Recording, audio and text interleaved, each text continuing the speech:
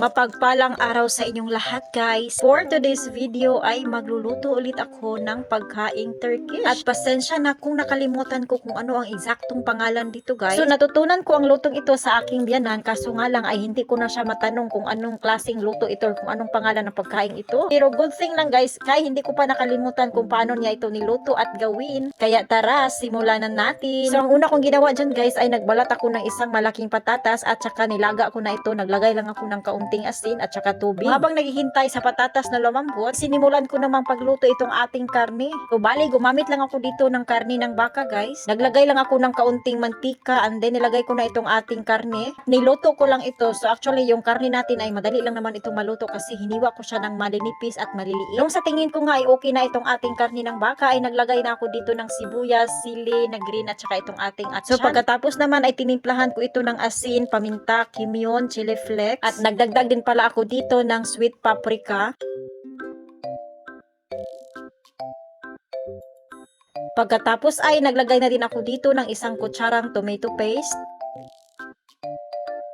Pagkatapos ay halo-halo at tinakpan ko na ito hanggang sa maluto na itong ating mga gulay. Nung sa tingin ko nga ay luto na nga itong ating karne ay tinakpan ko na ito at pinatay ko na din yung ating apoy o yung ating stove. So pagkatapos naman ay nagtungo naman ako dito sa ating nilagang patatas kasi nga luto na ito. Bali dito sa ating nilagang patatas ay naglagay lang ako dito ng kaunting fresh milk. Pagkatapos ay minash ko na siya guys gamit itong ating tinidor. Hanggang sa maging ganito na nga yung kaniyang hitsura. Pagkatapos ay inihanda ko na dito yung ating lagayan or ang ating paglulutuan. Hindi ako sure guys kung anong tawag ninyo dito pero parang kun ang tawag dito sa amin guys. So bali sa isang kun ay naglagay lang ako siguro ng mga 2 kutsarang mashed potato.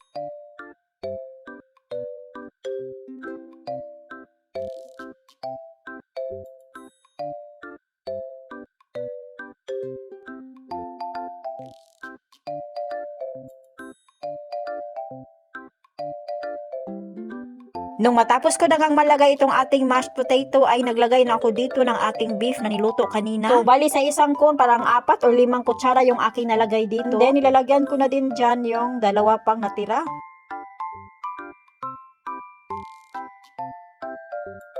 So, bali nung matapos ko na ngang ilagay itong ating mga beef, ay naglagay na din ako dito ng isang kutsarang butter guys. So, tig-isang kutsara ng butter yung nilagay ko dito. Sa nagpapasarap nitong ating luto today ay itong ating butter at saka itong ating nilagay na cheese sa ibabaw guys. So, bali hindi ko nilagyan lahat, yung 3. So, bali isa lang yung nilagyan ko ng cheese guys kasi yung asawa ko baka hindi niya bet yung may cheese kaya isa lang yung aking nilagyan.